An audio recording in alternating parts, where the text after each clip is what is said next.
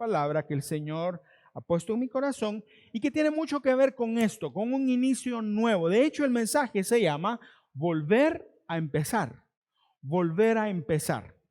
Cada año para nosotros es un volver a empezar. El 31 de diciembre cerramos, terminamos, celebramos y en enero volvemos a empezar. Ahora, es importante saber hacia dónde vamos, porque si no les va a pasar algo como esto. Hace unos años, cuando se graduó Dani, la prometida de Juanro fue a la graduación de Daniel. Fue a un hotel y se fue en Uber. Pero en la noche, al final del día, ya de la actividad, me llamó y me dijo, mira, ¿me puedes venir a traer? Y yo le dije, sí, ahí voy. Y yo me fui a traerlo. Llegué al hotel, me parqué, había un montón de gente porque era época de graduaciones. Y entonces yo esperaba verlo y no lo vi. Y lo llamé. No, primero le escribí, Juanro, aquí estoy. Salí. Y me contestó, aquí estoy, pero no te miro. Y yo le volví a escribir, Juanro, estoy aquí. Estoy enfrente de la entrada a los salones, no en la entrada del lobby. Sí, pero no te miro. Voy a prender las luces y puse las luces de emergencia. No te miro, entonces me enojé, sinceramente me enojé. Y lo llamé. Juanro, ¿dónde estás? Aquí estoy y no te miro. Papi, pero yo estoy afuera y no te estoy viendo. ¿Pero dónde estás? ¿Dónde estás? Aquí estoy. Si no salís ya, me voy a ir y mirás qué haces para irte. Papi, pero no estoy, no te veo. Pero aquí estoy, le digo yo, ya. Y entonces me hizo la pregunta del millón. ¿En dónde estás? Aquí, le digo, no, ¿en qué hotel? Y yo le contesté, yo estaba en un hotel de La Escalón, bueno, ahora tiene otro nombre, Crown Plaza. Papi, no era ahí, es en el Hotel Presidente. Mire, al principio me enojé, porque dije, ¿por qué no me dijiste dónde estabas? No me preguntaste. Ay, allá voy, le digo. Y salí de ahí, y cuando iba para el otro lado, me di cuenta de algo, que él había sido yo. No pregunté. Cuando llegué, ahí estaba el Juanro parado esperándome. Me parqué, se metió, venía como así que me va a regañar mi papá, pero en realidad, ¿qué culpa tenía él? El que metió la pata fui yo. Y entonces le digo, mira, viejo, perdóname, pero de verdad pensé que era allá, no sé por qué lo pensé y me fui a meter allá. No, me dijo, tranquilo. Ahora, mire, hoy se lo cuento, ese día sí me enojé. Hoy se lo cuento y me da risa, nos da risa y todavía me lo recuerda a veces Pero esto al final no es, bueno, sí, para mí fue como un asunto importante en ese momento, pero al final no es gran cosa, porque yo salí de ahí, me fui al otro lado y nos fuimos a la casa. Pero ¿qué pasaría si al final de este año, cuando usted voltee hacia atrás y vea dónde está, se da cuenta que está en el lugar incorrecto? Un año entero caminando o estando en donde no tiene que estar. ¿Qué pasaría? ¿Qué pasaría si se da cuenta que todo lo que usted había planeado hacer no solo no lo hizo, está en el lugar contrario? Eso sí sería difícil y eso sí sería terrible. ¿Le ha pasado alguna vez eso? El 31 generalmente uno se pone a reflexionar y uno se da cuenta de que normalmente hay cosas que no logramos y que retomamos al siguiente año, pero en general estamos cerca de donde deberíamos estar. Pero ¿qué tal si no? Y de eso quiero hablarle hoy, porque eso es lo que la Biblia habla a través del profeta Ageo en el capítulo 1 y le habla a su pueblo sobre volver a empezar. Y quiero recordarle que tenemos disponible el bosquejo del mensaje. Ahí está el código QR.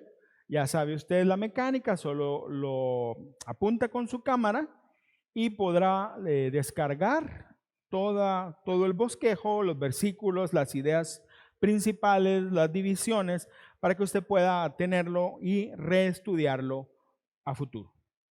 Ok, volver a empezar. Vamos a Ageo capítulo 1, versos del 1 al 5.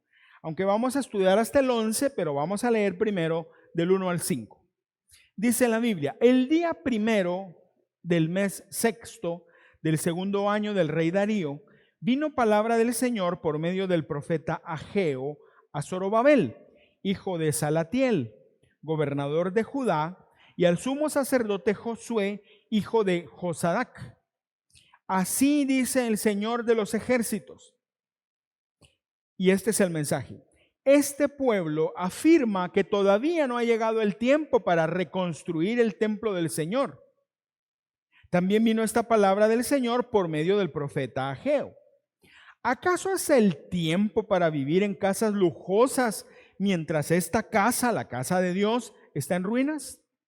Así dice ahora el Señor de los ejércitos: reflexionen sobre su proceder. Y enfatizo esas últimas palabras. Reflexionen sobre su proceder. Ahora pongámonos en la historia rápidamente.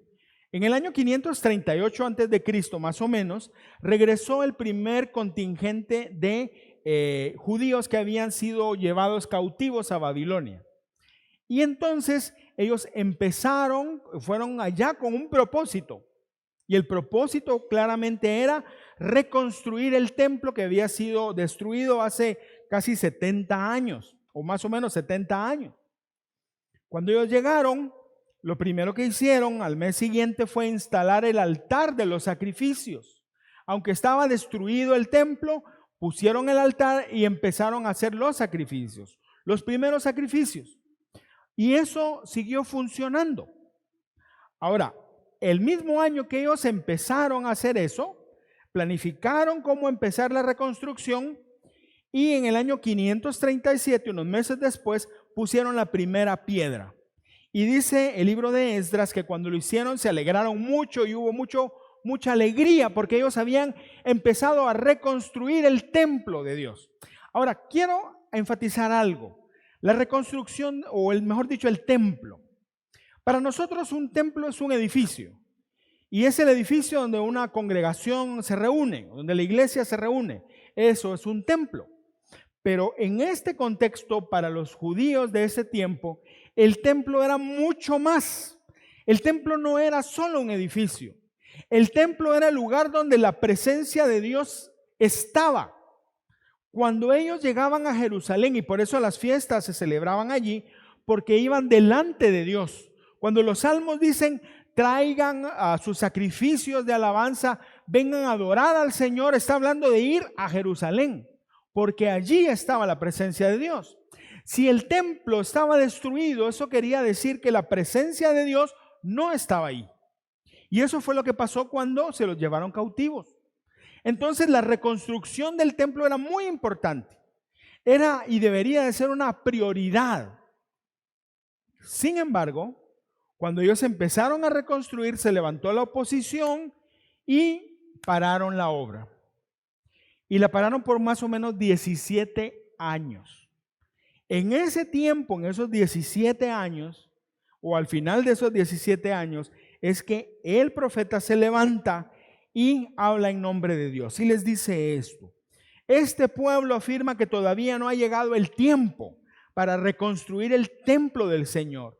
Pero hace una comparación o una contraposición. Y dice: ¿acaso es el tiempo para vivir en casas lujosas mientras esta casa está en ruinas? Ahora, ¿quiénes eran los que vivían en casas lujosas? Los judíos que habían regresado. Ellos regresaron con riquezas, porque ellos cuando salieron de allí les dieron riquezas. Pero la idea era poder reconstruir el templo, pero no lo hicieron. Se quedaron, se acomodaron a la oposición, o sea, se dejaron vencer por la oposición, y después de eso se volvieron cómodos, o se quedaron, o se volvieron indiferentes, sería la mejor palabra, ante la obra que tenían que hacer, y se ocuparon de sus asuntos. Y empezaron a construir sus propias casas, y por adentro literalmente está hablando de poner madera dentro de las casas. Hoy muchas de las casas nuestras tienen madera adentro, porque así las construyeron.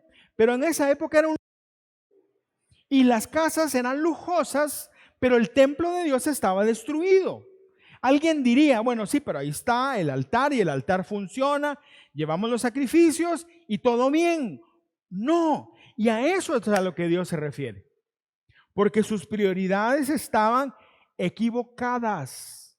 Se habían enfocado en ellos mismos, en lo que ellos querían, y habían dejado a un lado lo que para Dios era importante. Ellos pensaron que como el altar estaba ahí, como había un grupo de sacerdotes y levitas que estaban ministrando en ese altar, eso era suficiente. Y ellos probablemente llegaban, yo no sé, me lo imagino, a la par de los escombros del templo pasaban, llevaban su sacrificio, el sacerdote lo hacía y después ellos salían para su casa felices y con la conciencia tranquila porque todo estaba bien. Pero no estaba bien, porque Dios dijo que no estaba bien. Y esto es importante para nosotros. El hecho de que nosotros nos sintamos bien con lo que hacemos no quiere decir que esté bien. Puede ser que nosotros no nos sentimos bien con venir todos los domingos al templo y estar aquí, nunca faltamos, traemos nuestras ofrendas y servimos y todo está bien. No. Quien decide si está bien o no es Dios. Por eso es tan importante las palabras del profeta, de Dios a través del profeta. Reflexionen sobre su proceder. Reflexionen sobre su proceder. Ahora, ¿qué es reflexionar? Reflexionar es pensar y considerar un asunto con atención y detenimiento para comprenderlo, estudiarlo y tomar una decisión. Esa es la definición del diccionario. Comprender algo, examinarlo con atención y tomar una decisión. Ahora, ellos no habían reflexionado. Ellos no se daban cuenta que el templo destruido era la señal del gran problema que tenían. Porque no era el altar funcionando, era el templo destruido. ¿Por qué? Porque si el templo estaba destruido según el pacto, el antiguo pacto, la presencia de Dios no estaba en medio de ellos. Y ellos creían que sí. Mis amigos, no se trata de estar en la iglesia metidos todos los días. No es eso. Se trata de que la presencia de Dios esté en nosotros. Ya no es un templo hoy lo más importante. De hecho, nosotros estamos hoy aquí, no es un templo, es un lugar de reunión, pero la Biblia enseña que en el nuevo pacto el templo somos nosotros. Ahora, ¿no se nos ha ocurrido que podría ser que nuestro templo, donde el Espíritu Santo de Dios debe morar, está también en ruinas? Venir a un lugar no es, o no quiere decir que todo esté bien. No quiere decir que el templo esté listo para recibir al Señor. Ellos creían que estaban cerca de Dios, pero no lo estaban. Y Dios se los dijo. Podemos hacer cosas para Dios, pero tenerlos lejos a Él del centro de nuestra vida. Y eso es una gran verdad. Muchos de nosotros debemos de reflexionar en nuestro proceder y necesitamos volver a empezar. Y este es un buen tiempo para hacerlo. Ahora, ¿cómo? ¿Cómo lo hacemos? ¿Cómo nos aseguramos que nuestra vida se mantiene centrada en Dios? Examinemos el versículo 2. Dice así: el Señor de los ejércitos, así dice el Señor de los ejércitos, este pueblo afirma que todavía no ha llegado el tiempo para reconstruir el templo del Señor. 17 años habían pasado. Ahora, llama la atención algo. Dice este pueblo, no dice mi pueblo. Muchas veces los mensajes de Dios están dirigidos a mi pueblo. Yo soy su Dios y ustedes son mi pueblo, pero aquí no dice eso. Aquí dice este pueblo. Es una frase neutra. No se está apropiando de nada, como quien dice esta gente. Y eso es terrible. ¿Por qué? Porque Dios los sentía lejos a ellos. Ellos se sentían cerca, pero Dios los sentía lejos a ellos. Isaías habla del mismo asunto cuando Dios dice así, versículo 13, Isaías 29. El Señor dice, este pueblo, nuevamente, no dice mi pueblo, dice este pueblo, se acerca a mí con la boca y me honra con los labios, pero su corazón está lejos de mí. Su adoración es solo un mandamiento humano que le ha sido enseñado. Y son las mismas palabras que Jesús usó cuando le habló a los religiosos de esa época. El pueblo, este pueblo se acerca a mí con la boca y me honra con los labios, pero su corazón está lejos de mí. ¿Por qué? Porque para ellos lo importante era cumplir. Para ellos era cumplir. En el tiempo de Ageo, para muchos sin duda alguna lo importante era, bueno, nos toca ir al templo, tenemos que llevar el sacrificio, llevaban su sacrificio, muy bien, entonces sigamos, porque ya lo hicimos. Hoy ya no traemos sacrificios, pero hoy venimos al templo.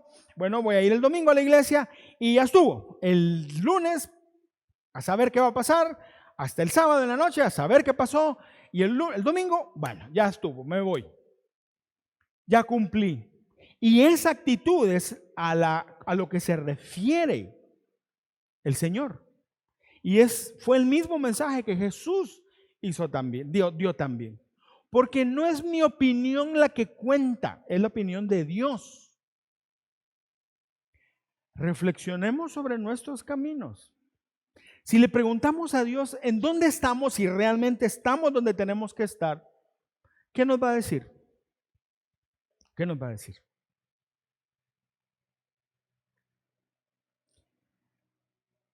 Si yo pregunto, bueno, no, si nos preguntan, yo me incluyo, si nos preguntan si el Señor es el centro de nuestra vida, creo que todos diríamos amén, ¿sí o no? ¿Es cierto eso? ¿Será cierto? ¿Cómo nosotros nos aseguramos de que realmente el Señor sea el centro de nuestra vida? Y este es el primer consejo, es el primer punto. Asegúrate que tus acciones demuestren que el Señor es el primero en tu vida. Asegúrate que tus acciones demuestren que el Señor es el primero en tu vida. Miren, así como dicen, el papel aguanta con todo. Uno puede escribir lo que sea, no tiene que ser necesariamente cierto o válido lo que está escrito ahí, porque realmente el papel solo recibe. La boca habla cualquier cosa. Nosotros lo decimos. El hecho de que estemos en la casa de Dios y que levantemos nuestras manos no es señal necesariamente de que nuestro corazón o en nuestro corazón Jesús está en el centro. No lo es. Yo puedo decir lo que sea, pero realmente son mis acciones lo que demuestra dónde estoy. El pueblo de Dios de la época de Ageo, según ellos todo estaba bien, y si les preguntaban, ellos decían, no, estamos gozosos porque estamos en la ciudad del Señor. Pero era mentira. Ellos vivían ahí, pero no tenían nada que ver con Dios, aunque fueran a hacer sus sacrificios. ¿Cómo podían ellos vivir cada día pasando frente al templo destruido y sabiendo la importancia del templo? La ciudad de Jerusalén no sería una ciudad santa otra vez hasta que la presencia de Dios no reposara en ese lugar. ¿Y qué se necesitaba? Reconstruir el templo. Porque en ese tiempo eso era, así funcionaba. Hoy en nuestro tiempo no es un lugar, es nuestro corazón. Pero nuestro corazón puede estar en ruinas también, mis amigos. ¿Y quién sabe eso? Solo Dios. Solo Dios sabe, porque solo Dios conoce nuestros corazones. La verdad es esta, es muy fácil sacar a Dios del centro de nuestra vida, facilísimo. Nuestra naturaleza pecaminosa que está en nosotros nos impulsa constantemente a agradarnos a nosotros mismos, a hacer lo que yo quiero, a sentir lo que yo quiero, a hacer las cosas a mi manera. Y eso es natural, no cuesta. Eso es nuestra naturaleza diaria, porque nosotros nos impulsamos a eso. Por eso Pablo dijo, o nuestra naturaleza nos impulsa a eso, por eso Pablo dijo, ¿quién me librará de este cuerpo de muerte? Y Pablo también en ese mismo contexto dice, porque lo que yo quiero hacer no lo hago, y lo que no quiero hacer, eso hago. Porque es una lucha contra nuestra naturaleza pecaminosa. ¿Cómo sabemos que hemos sacado al Señor de nuestra vida? ¿Cómo sabemos? Lo sabemos cuando lo más importante para nosotros es sentirnos bien. Si para mí lo más importante es sentirme bien y no agradar a Dios, ya lo saqué. Hoy no voy a ir a la iglesia porque, hoy voy a ir a pasear. Mire, quiero decir algo, yo no quiero sonar a un fariseo regañando a nadie, pero es que esa es la verdad de las cosas. ¿Cómo podemos decir que nosotros amamos a Dios y que queremos servirle a Dios, pero ni siquiera venimos a la iglesia? Y no se los estoy diciendo a ustedes como un regaño, más bien sería un regaño para los que no están o no, ¿verdad? Nosotros íbamos a una escuela de padres, llegábamos tempranito siempre y siempre el director iniciaba y el director da una gran regañada porque los papás no llegaban a esa reunión, pero se le daba a los papás que estábamos ahí, no los que no estaban, ellos lo merecían, no nosotros. Ahora, quiero decir esto, es importante. ¿Por qué estamos aquí? ¿Por qué venimos aquí? Si venimos solo a cumplir, mis amigos, no sirve. ¿Por qué estamos aquí?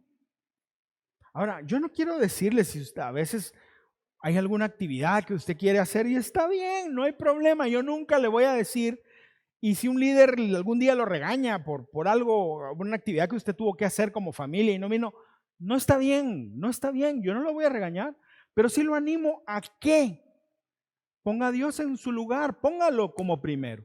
Si usted lo pone como primero, las cosas van a caer por su peso.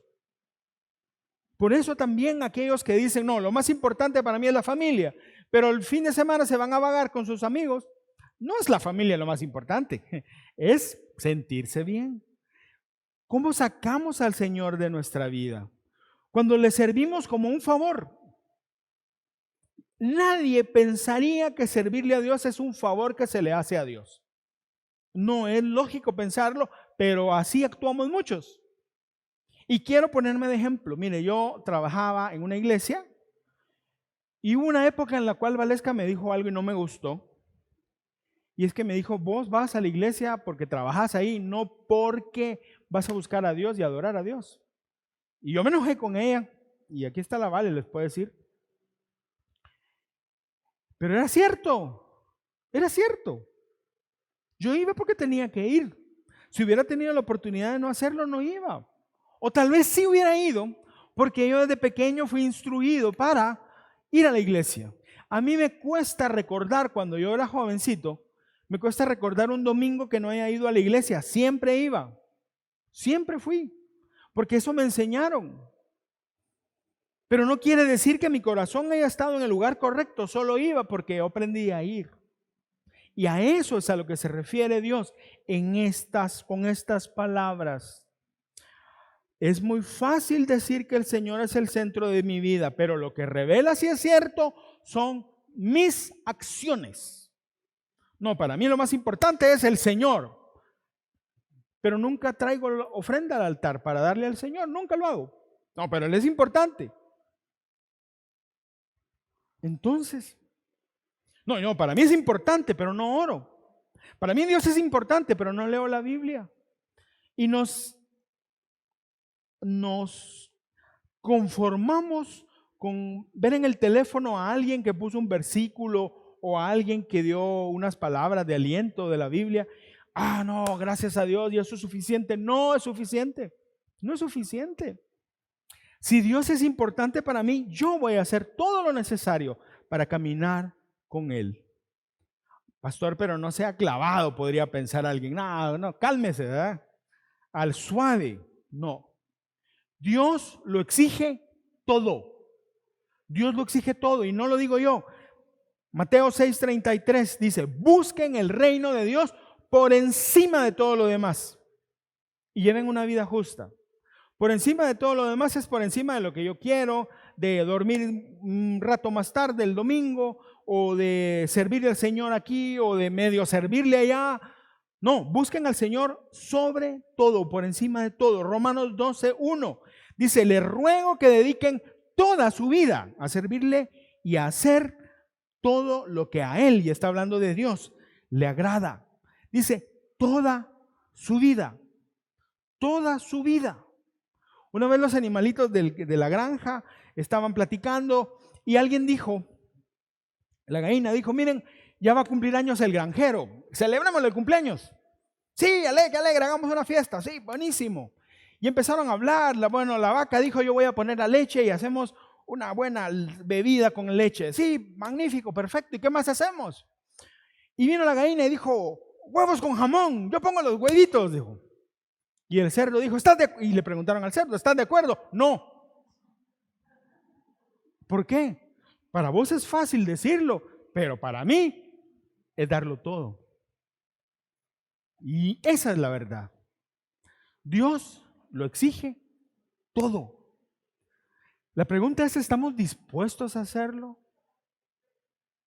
¿Estamos dispuestos a hacerlo? Yo les animo a que reflexionemos en nuestra vida. Estamos iniciando el año, es buen momento para poner las bases. Y si nuestras acciones no demuestran que Dios es el centro de nuestra vida, necesitamos hoy volver a empezar. Volver a empezar. Pero sigamos leyendo el mensaje de Dios para este pueblo.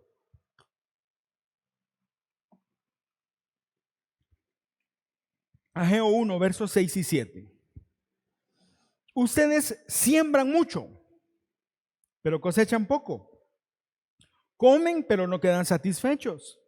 Beben, pero no llegan a saciarse. Se visten, pero no logran calentarse. Y al jornalero se le va su salario como por saco roto. Así dice el Señor de los ejércitos. Reflexionen sobre su proceder. Segunda vez. Bueno, en el orden es la primera vez que lo dice. Perdón, esa es la segunda vez. La primera fue antes. Reflexionen sobre su proceder. Ahora, ¿qué está pasando aquí? Eran tiempos difíciles. Ellos habían regresado y estaban trabajando, empezaron a trabajar la tierra y trabajaban, y la tierra no producía, y trabajaban más, y la tierra producía un poquito, y trabajaban más, y la tierra apenas producía. Porque lo que estaban haciendo ellos era su propio esfuerzo. Mientras más se esforzaban, las cosas no resultaban. Porque a pesar de que había esfuerzo, no había gracia. Y las dos cosas son necesarias. O sea, Dios nunca nos dijo a nosotros, sentate ahí en la hamaca o acostate en la hamaca y que yo te voy a bendecir. Jamás dijo eso. Por eso es que yo tampoco estoy de acuerdo con la moda que hace unos años empezó de hacer declaraciones diciendo cosas, Dios me va a bendecir y Dios va a hacer esto y Dios va a hacer el otro, porque es casi como que están en la hamaca esperando a que todo caiga y no funciona así. No es eso. De hecho, la serie que iniciamos la otra semana tiene mucho que ver con ese asunto. ¿Es importante nuestro esfuerzo? Sí. ¿Dios bendice al que trabaja diligentemente? Sí. ¿Dios trabaja al que se esfuerza? Sí. ¿Dios bendice al que no hace nada? No. Esa es la verdad. Ahora, el punto es este. Ellos se esforzaban y se esforzaban y se esforzaban, pero lo que no había era gracia de Dios. Y eso es importante. La gracia de Dios es importante en nuestra vida. Por eso, dice uno de los salmos, dice que en vano vela la guardia si no es Dios quien protege la ciudad. Que en vano trabajan y se acuestan hasta tarde si no es Dios el que da la bendición. Porque ambas cosas fluyen en la misma carretera. Nuestro esfuerzo y la gracia de Dios. Ahora ellos no entendieron eso. Lo que ellos hacían era esforzarse más y más y más, pero claramente dice Dios, no se sacían, no logran calentarse y lo que trabajan se va como por saco roto. Mientras más se esforzaban ellos, y esto es paradójico, más se apartaban de Dios. Mientras más trabajaban, más se apartaban de Dios. porque querían hacer las cosas a su manera, porque querían satisfacer sus necesidades, pero no estaban incluyendo a Dios, porque Dios no era el centro de sus vidas. La satisfacción, según el diccionario, es un sentimiento de bienestar o placer que se tiene cuando se ha cubierto un deseo o necesidad. Cuando hemos hecho un trabajo, tal vez no lo terminamos, pero logramos algo de lo que nosotros queríamos lograr, nos sentimos satisfechos. O a veces tenemos hambre y comemos una cosa chiquita y se nos quita el hambre, fuimos satisfechos, otras veces no. Pero, ¿dónde encontramos la fuente de nuestra satisfacción? Esa es la pregunta. Porque mientras más se esforzaban ellos, más se apartaban. Mientras más buscaban la satisfacción, menos la encontraban, porque no la encontraban y no la buscaban en Dios. Por eso el Señor les vuelve a decir, reflexionen. Y esto nos lleva al segundo punto, que es el segundo consejo, que es este: asegúrate de buscar la satisfacción de tu vida en el lugar correcto. Asegúrate de buscar la satisfacción de tu vida en el lugar correcto. Ahora, el problema no es lo que haces, no es eso. Por supuesto, hacer algo malo sí es un gran problema, sí, pero si estás haciendo algo bueno, el problema no está ahí. Tampoco en cómo lo haces. Si lo haces legítimamente y te esfuerzas, tampoco es un problema. Pero el problema sí está en por qué lo haces. Ese es el punto. ¿Por qué lo haces? El pueblo de Dios se esforzaba más porque ellos querían ellos mismos salir adelante. Y se esforzaban en sus asuntos. No querían honrar a Dios. No era lo mismo trabajar y trabajar y trabajar para poder reconstruir el templo que trabajar y trabajar y trabajar para poderle poner un techo bonito a su casa. No era lo mismo, y ahí es donde Dios les llama la atención. Jesús lo dijo así, Mateo 6, 31 y 32. Ya no se preocupen por lo que van a comer o lo que van a beber, o por la ropa que se van a poner.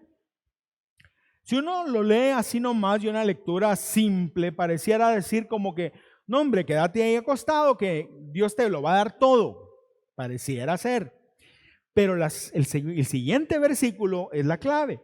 Dice, solo los que no conocen a Dios se preocupan por eso. Ustedes tienen como Padre a Dios que está en el cielo y Él sabe lo que ustedes necesitan. Y el siguiente versículo es, pero primeramente busquen el reino de Dios y su justicia. Y todas estas cosas les serán añadidas. El por qué es importante. ¿Dónde buscamos nuestra satisfacción? Mire, algunas veces buscamos la satisfacción en las personas. Las mamás que ponen a sus hijos como el centro de sus vidas y todo gira alrededor de sus hijos. O esposos que ponen a su esposa en el centro de toda su vida y todo gira alrededor. O esposas con el esposo. O los amigos, el grupo de amigos son el centro de la vida. Ahora, el problema es que eso se acaba. Los hijos crecen y se casan y se van. Los amigos también se van. Aún en los matrimonios con los años las cosas cambian. Y si ponemos nuestro corazón en las personas, vamos a sufrir. Vamos a sufrir. Uno no se casa para ser feliz, mis amigos. Nosotros nos casamos para hacer feliz a nuestra esposa. O nuestra esposa a nosotros. Y ahí es donde funciona. Acabo de leer algo, un hombre de Dios lo escribió y dice, uno no se casa para ser feliz, dice. Uno se casa para perdonar siempre y para dar nuevas oportunidades siempre. Para eso nos casamos. Y es cierto, para eso nos casamos. Y si no, pregúntele a Valesca cuántas me ha perdonado a mí. Ponemos nuestra satisfacción en las cosas, el trabajo, los trabajólicos. Es una palabra que no existe en español, pero es una comparación o una derivación de una palabra en inglés. El que trabaja y trabaja y trabaja y trabaja y trabaja y trabaja y trabaja. Mire, y está bien trabajar, gracias a Dios. O sea, creo que son peores los perezosos, los haraganes son peores. Pero el que trabaja y trabaja y trabaja y todo está en su trabajo, descuida cosas importantes. Yo estaba hablando ayer con un hombre y él me decía, mire, yo trabajé muchos años en una empresa, pero un día me enfermé y fue serio lo que me dio. Y él me contó lo que era. Y ese mismo día que me diagnosticaron, yo decidí renuncio, porque ese trabajo me va a matar. Y así lo hizo. Creo que muchos no lo harían con tanta convicción, sino, ay, no puedo renunciar, porque no, él lo hizo. Otros trabajan y dejan a su familia a un lado, a su esposa, a sus hijos. Trabajar es importante, claro, pero ¿por qué lo haces? ¿Quieres recibir satisfacción en tu trabajo? Perdóname, pero los trabajos se acaban. Y cuando uno lo sacan de un lugar, la mayoría de veces, si te dan gracias es mucho, o si te pagan algo, pero no eres indispensable en el trabajo. Por eso no hay que poner nuestra satisfacción en el trabajo, o en nuestra carrera, o en un negocio. Algunos ponen su satisfacción en las cosas intangibles, en la fama, en el conocimiento, en las posiciones, pero eso también se acaba.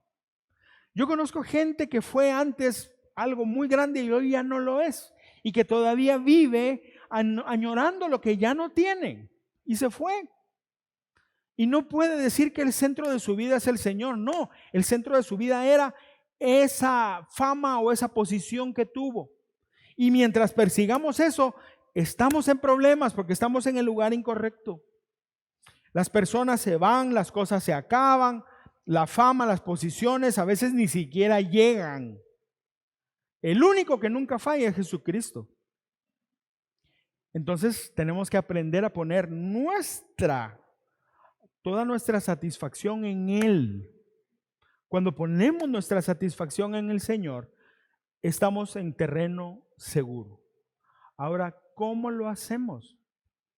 Cuando nosotros queremos honrarlo a Él, cuando trabajamos para honrarlo a Él, cuando hacemos las cosas correctas en el trabajo, cuando la contabilidad del negocio está correcta como tiene que ser, sin hacer trampas, ni chanchullos, ni nada así. Cuando mi trabajo, que si yo soy un panadero, mi pan es buen pan, de la mejor calidad y a un precio correcto, yo estoy sirviéndole a Dios y estoy honrando a Dios con mi trabajo. Como médico, cuando me esfuerzo por darle a alguien que necesita lo que yo sé hacer, yo honro a Dios. Eso es poner a Dios en el centro de nuestra vida. Ahora, el corazón es engañoso.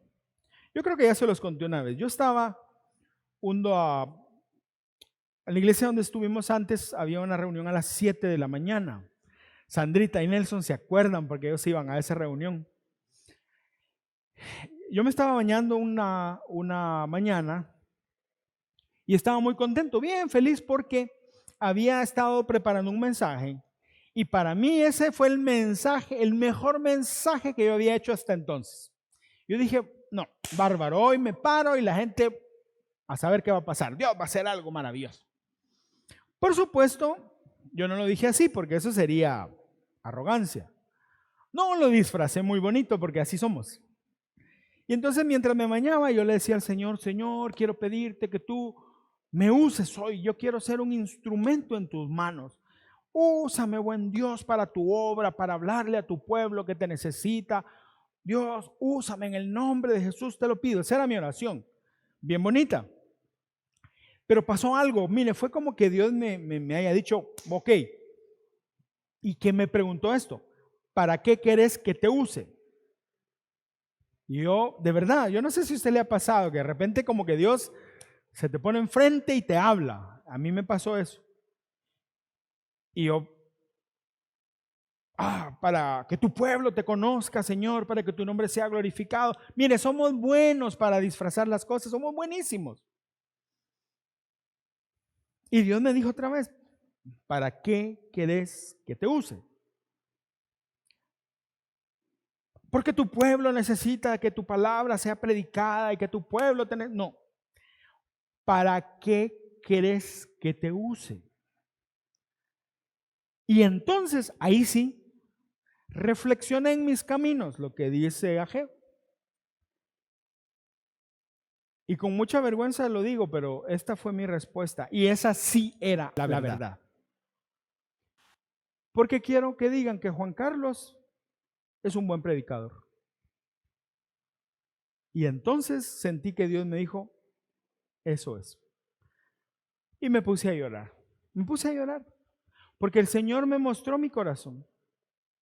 Por cierto, ese mensaje fue, no sé si el peor, pero uno de los peores que prediqué alguna vez.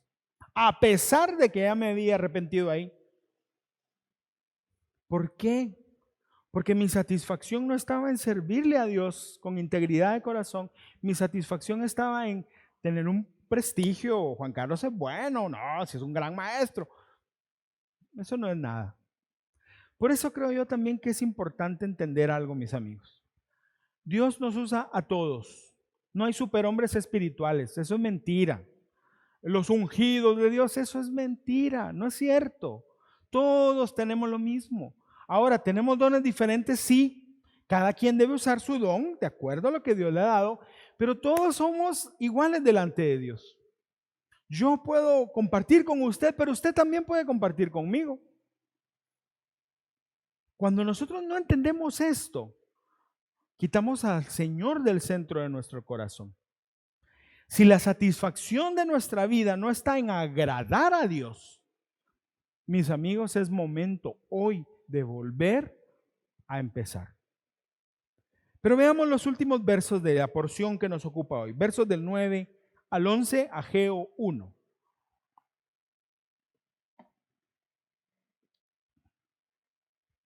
Ustedes esperan mucho, pero cosechan poco. Lo que almacenan en su casa, oiga, yo lo disipo de un soplo. ¿Por qué? Porque mi casa está en ruinas, mientras ustedes solo se ocupan de lo suyo, afirma el Señor de los ejércitos. Por eso, por culpa de ustedes, los cielos retuvieron el rocío y la tierra se negó a dar sus frutos.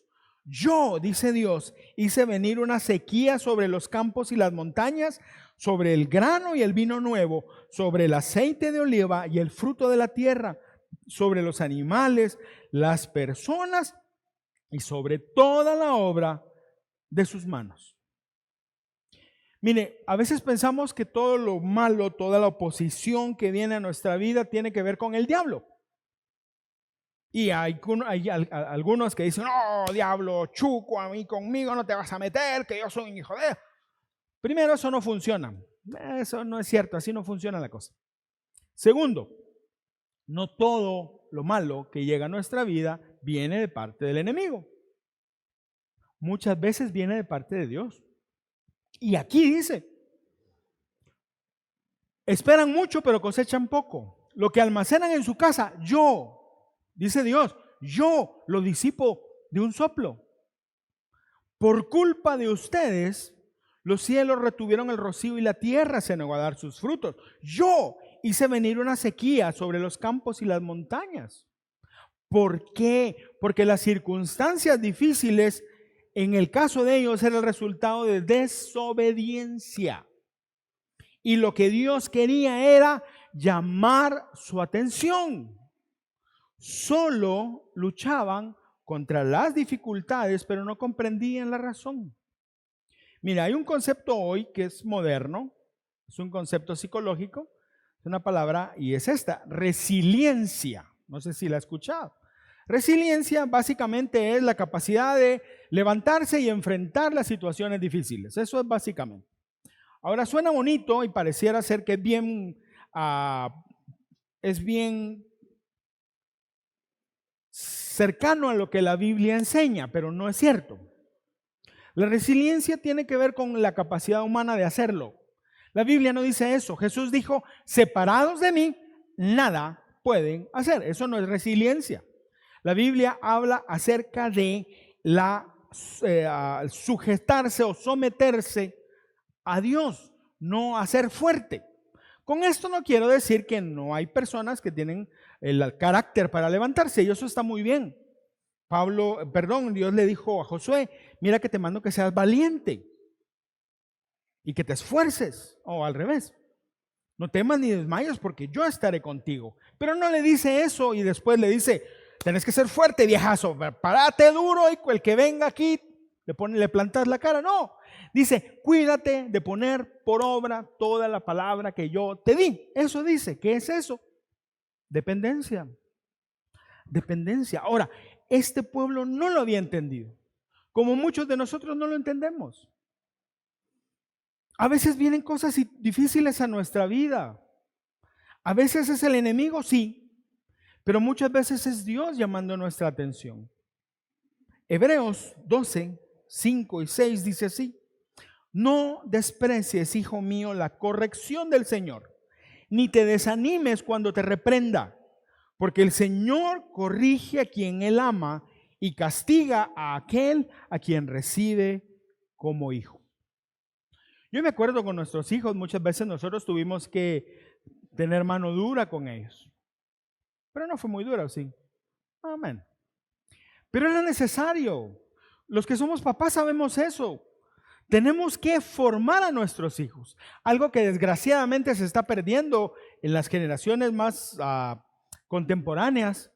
Porque ahora, no, es que al niño no hay que castigarlo, al niño no hay que hablarle así, al niño no, la Biblia no dice eso. Dice, instruye al niño, y la instrucción tiene que ver con, muchas veces, disciplinar.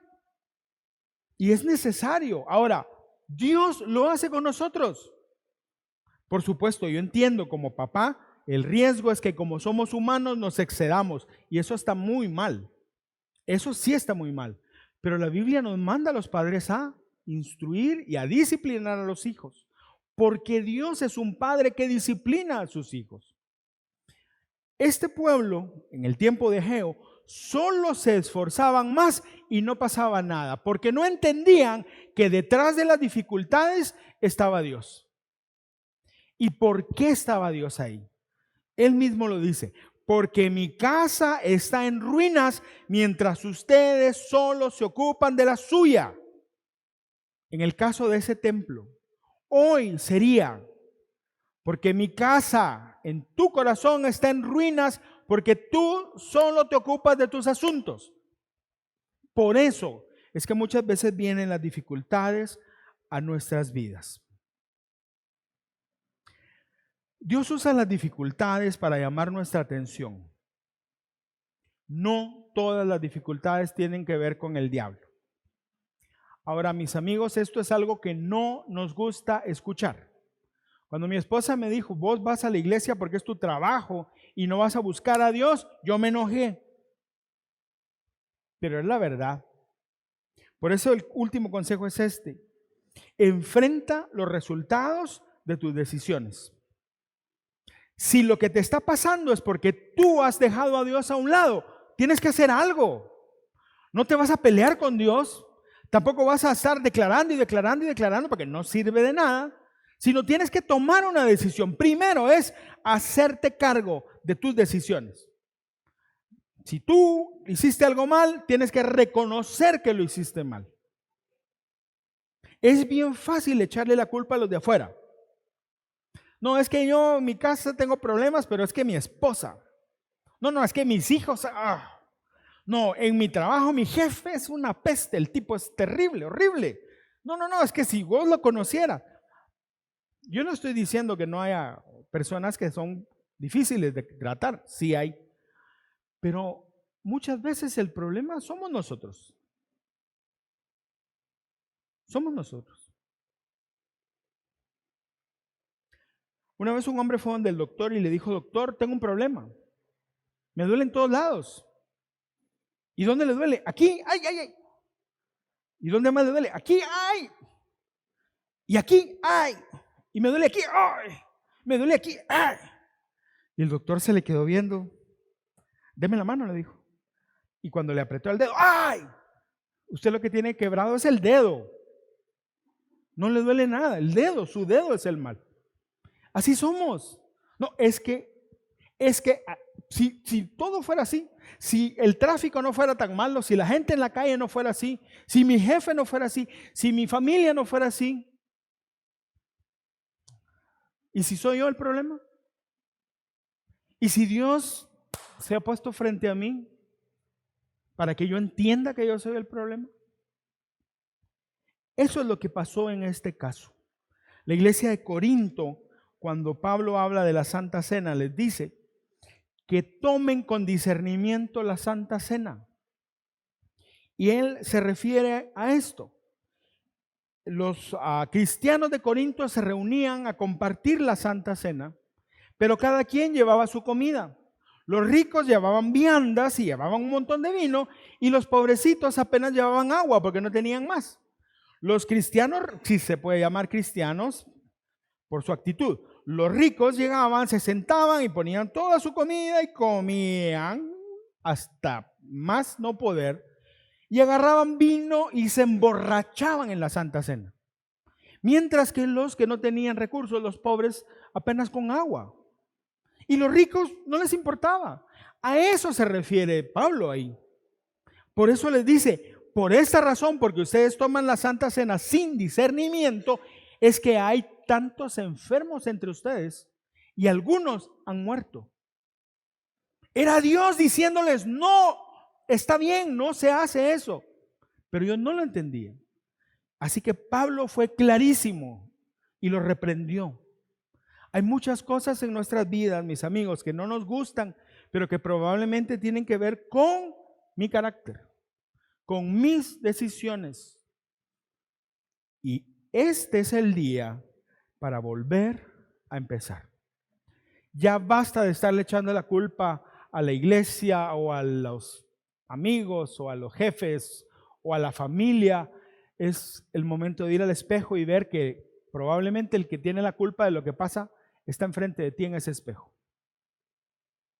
Y es momento de volver a empezar. ¿Cómo volvemos a empezar? Y esa es la última pregunta y es la conclusión. El verso 8 de Ageo 1 dice así: vayan ustedes al monte, traigan madera y reconstruyan mi casa. Yo veré su reconstrucción con gusto y manifestaré mi gloria, dice el Señor. Son órdenes.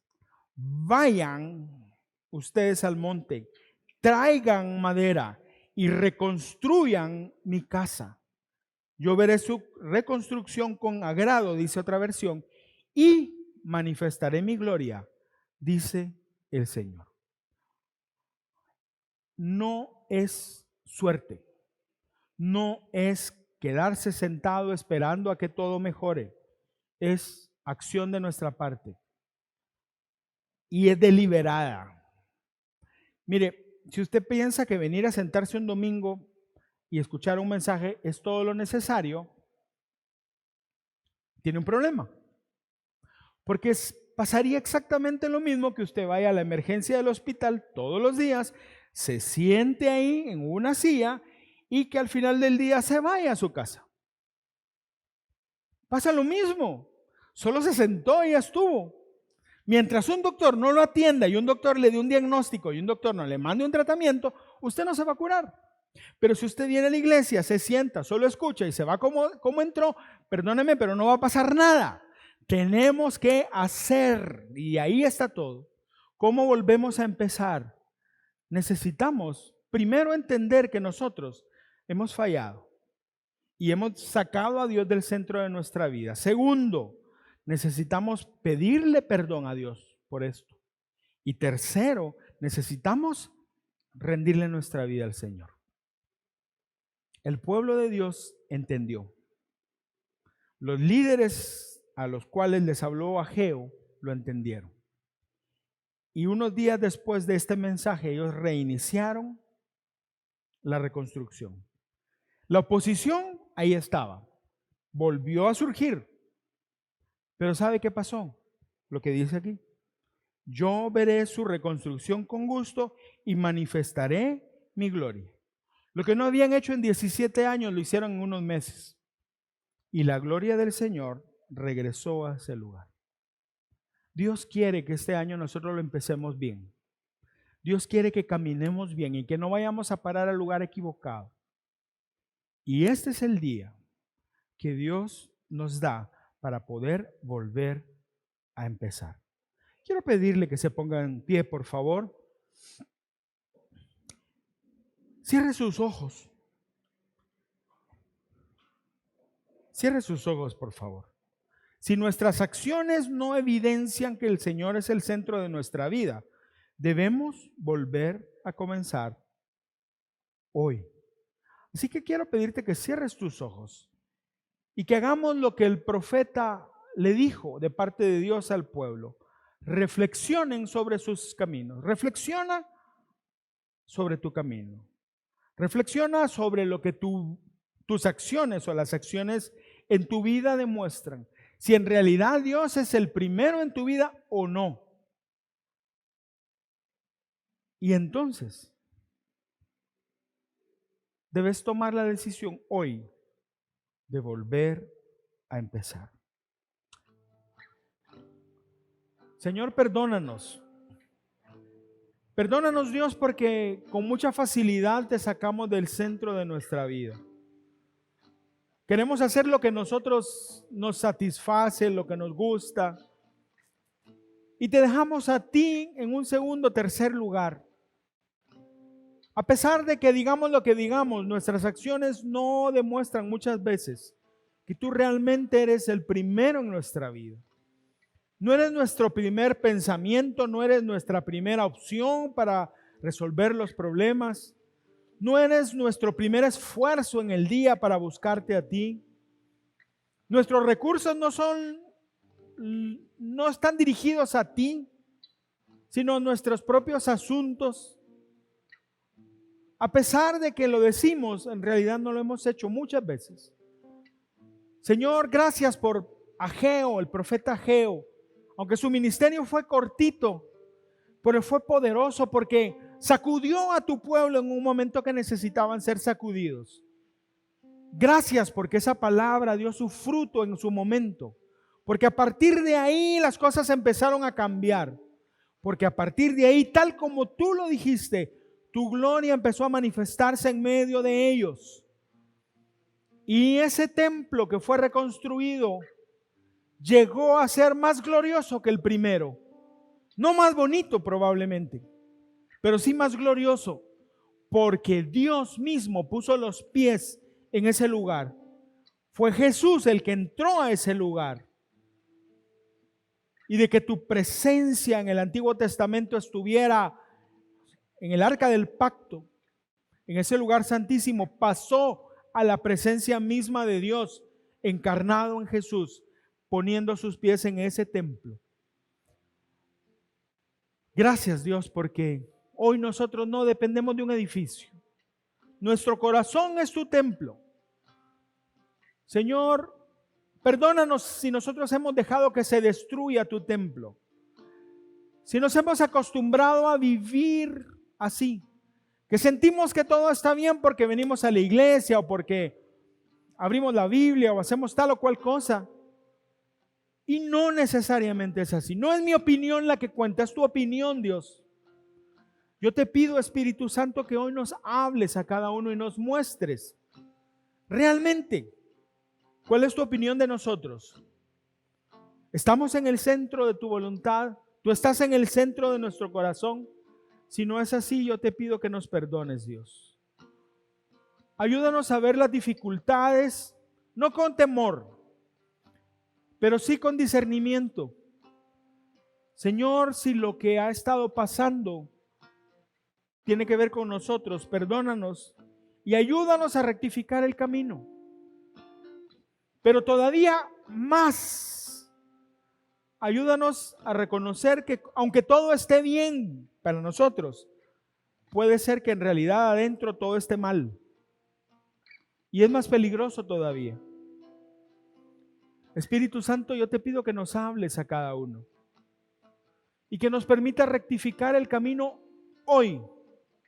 Que no salgamos de aquí como entramos, sino salgamos de aquí con una disposición a depender de ti, con un corazón dispuesto a honrarte en todo lo que hacemos. Que la satisfacción de nuestra vida sea adorarte y hacer lo que a ti te agrada. Y entonces tú nos vas a bendecir, porque todo lo demás es secundario.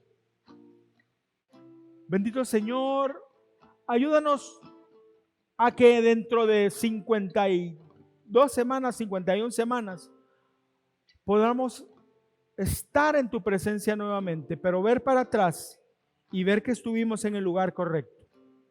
Oro por tu pueblo, Dios, por nosotros que somos tu pueblo. Y te pido que nos ayudes a serte fieles, Dios.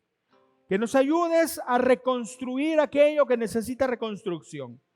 A ponerte a ti en el centro de nuestra vida y a gozarnos en ti, Señor. Te lo pedimos con todo nuestro corazón. Y te pedimos, Señor, que nos permitas volver a empezar. Y que este año, Señor, sea un año mejor que el anterior. Salimos de este lugar con tu palabra en nuestro corazón. Y Espíritu Santo, yo te pido que tú nos sigas hablando durante toda esta semana y nos muestres lo que realmente hay adentro. Y que nos dirijas a encontrarnos contigo. Señor, al salir traemos nuestras ofrendas al alfolí. Te amamos y eres importante y por eso te damos, Señor, para honrarte, porque estamos agradecidos y reconocemos que el trabajo, las oportunidades, los negocios, todo viene de tu mano, Señor, y de lo tuyo te damos. Te pido que bendigas a cada familia, Dios, sus proyectos, su trabajo, sus negocios, que bendigas a cada persona, Dios.